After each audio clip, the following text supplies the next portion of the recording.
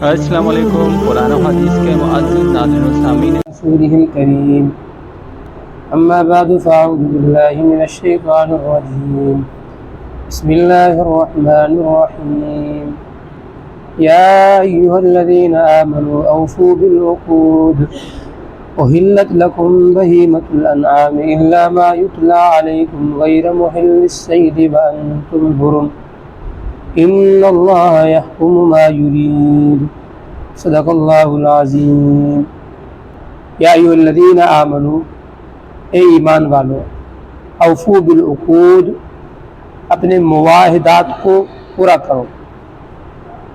احلت لکم بہیمۃ الانعام، حلال کیا گیا ہے تمہارے لیے وہ چوپائے جانور جو مویشی ہو، الا ما یتلی علیکم، مگر وہ جو تمہارے اوپر تلاوت کیے گئے ہوں، غیر محل الصید وانتم حرم، نہیں ہے حلال شکار کرنا اس حال میں کہ تم حالت احرام میں ہو۔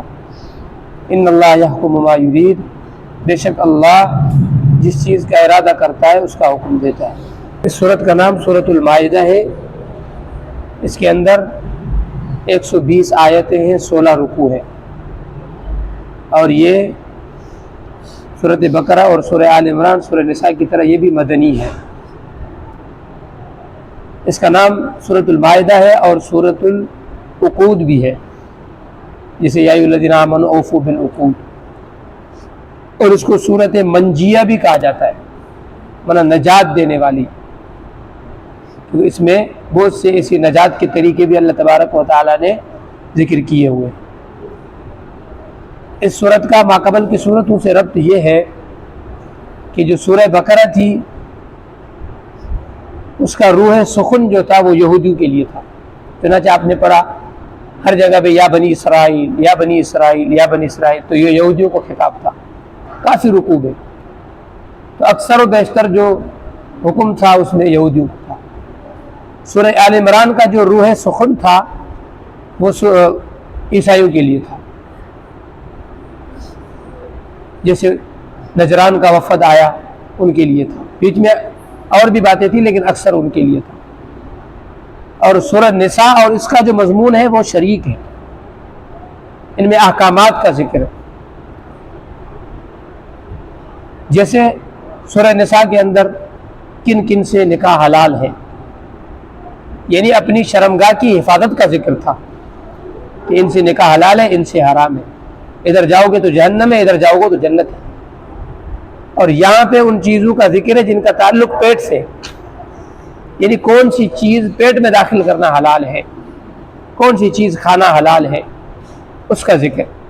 تو گویا کہ ان دونوں کا ربط آپس میں یہی ہے کہ سورہ نساء میں ان چیزوں کا ذکر تھا یا ان کی ممانعت تھی جن کا تعلق پیٹ سے، اور اس میں ان چیزوں کا ذکر ہے جن کا تعلق منہ سے۔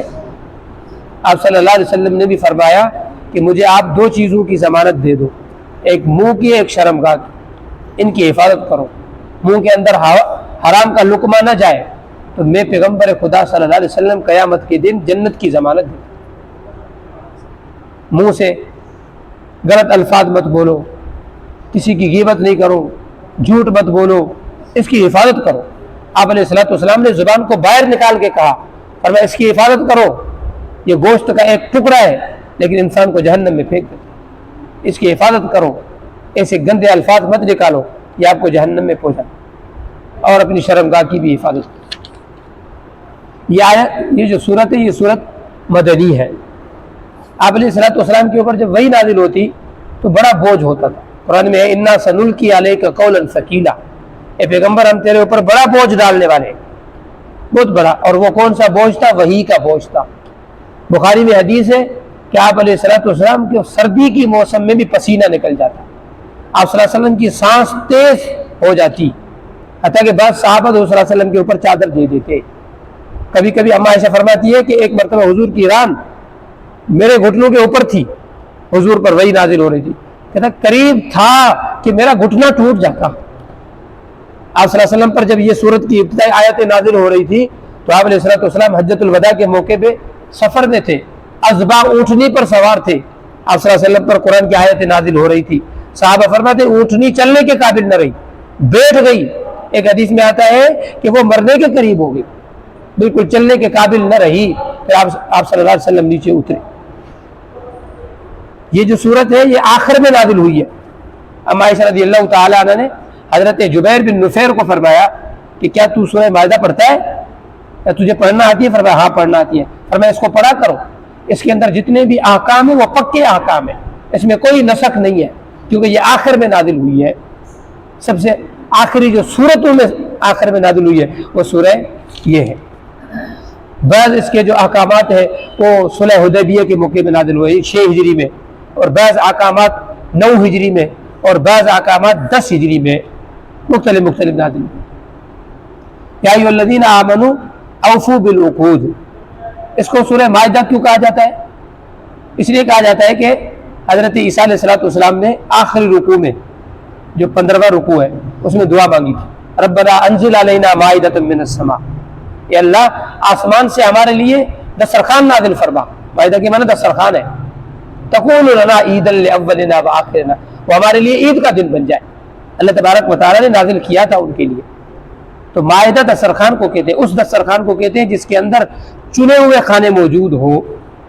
اگر کوئی ایسی چیز ہے کہ جس میں کھانا موجود نہیں ہے، خالی ہے، اس کو خوان کہتے ہیں، دسترخوان، اس کو مائدہ نہیں کہتے۔ مائدہ اس دسترخوان کو کہتے ہیں جس میں VIP قسم کے کھانے رکھے ہوئے۔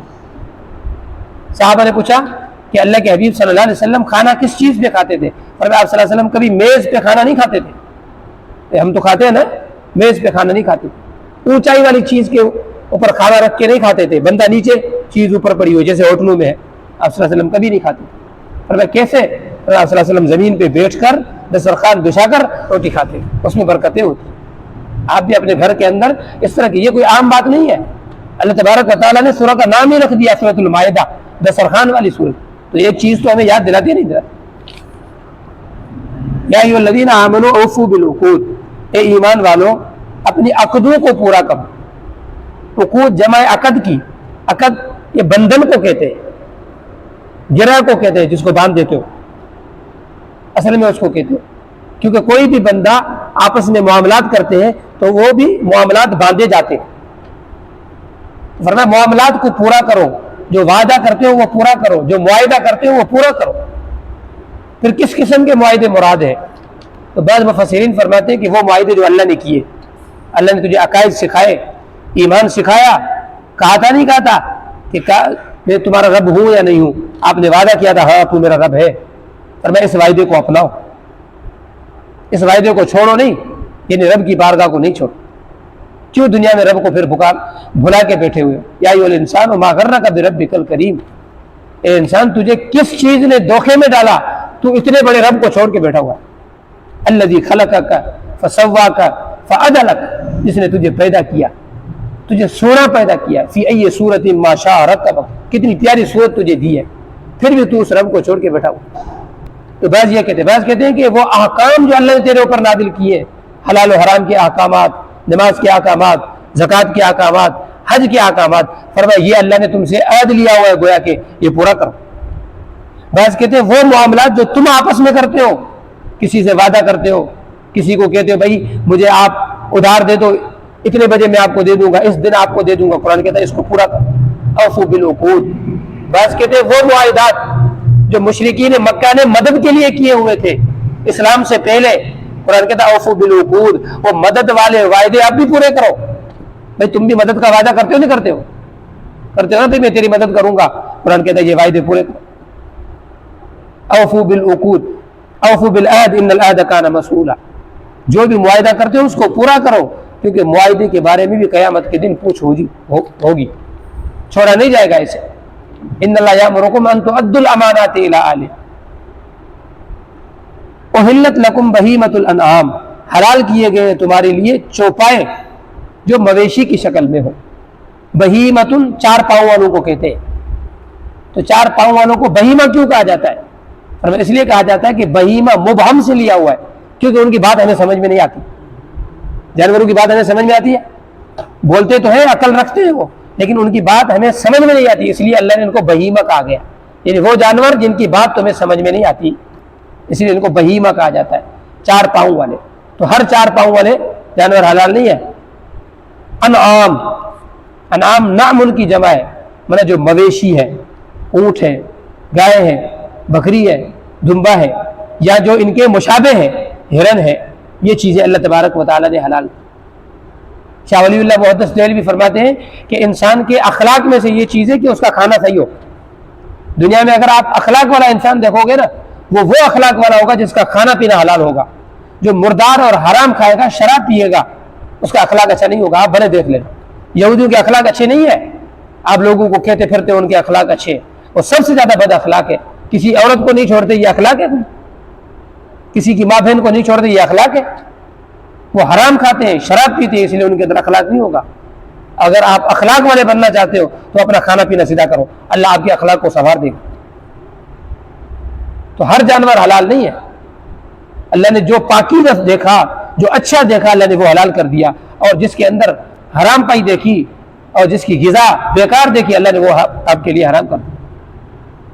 فرمایا پہلے گدھا حلال تھا، جو پالتو گدھا حلال تھا، لیکن پھر بھی جو عقل مند انسان تھے وہ پالتو گدھا بھی نہیں کھاتے تھے، حالانکہ حلال تھا، لیکن انہوں نے ان کے اندر کوئی ایسی بری خصلتیں دیکھی ہوئی تھی، اس لیے وہ نہیں کھاتے تھے۔ یہ شاہ ولی اللہ محدث دہلوی اپنی کتاب میں لکھتا ہے۔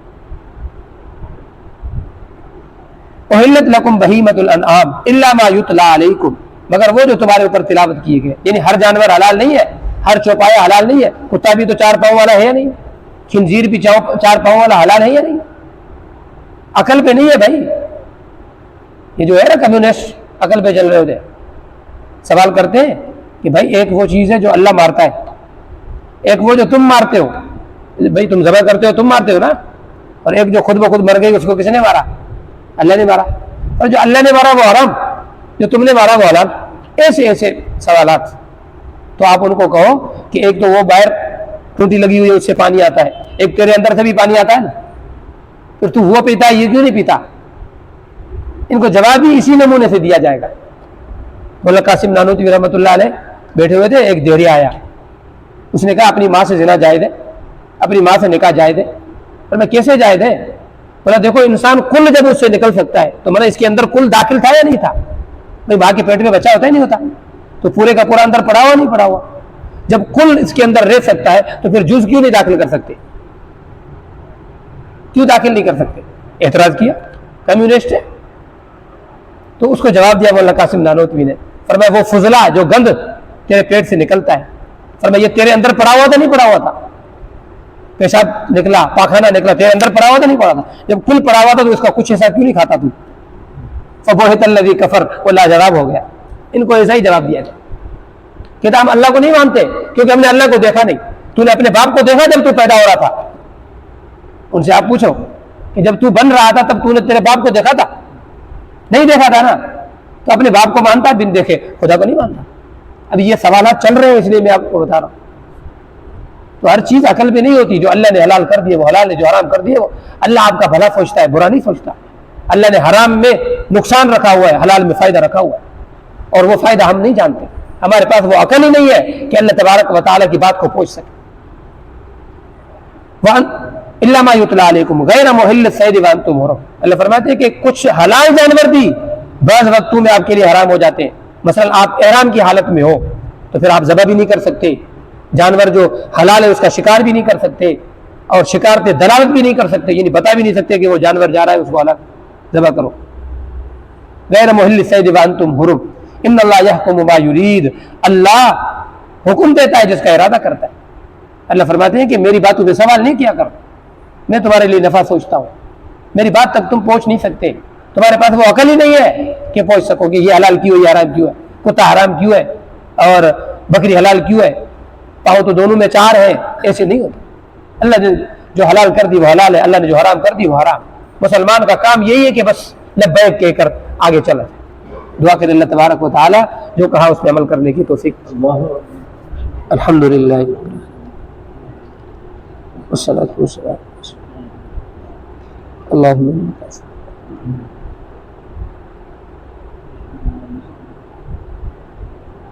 آمین۔